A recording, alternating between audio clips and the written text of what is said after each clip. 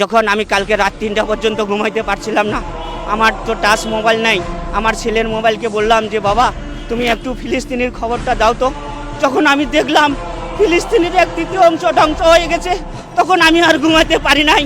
কালকে আমি এই ক্লাবের থেকে শেয়ারগুলো সংগ্রহ করেছি, এই সকালে আইসা এই মুক্তিটা পুতুলটা বানাইছি। বানানোর পরে আমার তো শক্তি নাই, সমর্থ নাই। এই ইসরায়েলের নেতানিয়াহুকে আমি কিভাবে ঘৃণা জানাচ্ছি, এবং বর্ষা এবং তীর দিয়ে যেটা ঐতিহাসিক যুদ্ধ হয়েছিল, সেই বর্ষা এবং তীর দিয়ে আমি তাদেরকে ধিক্কার জানাচ্ছি।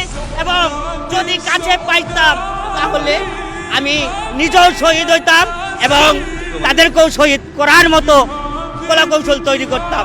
এই আবেগে আমি,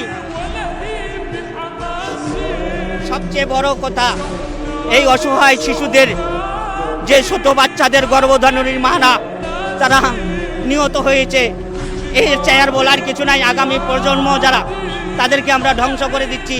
একজন মানুষকে হত্যা করা একটা পুরা জাতিকে ধ্বংস করা।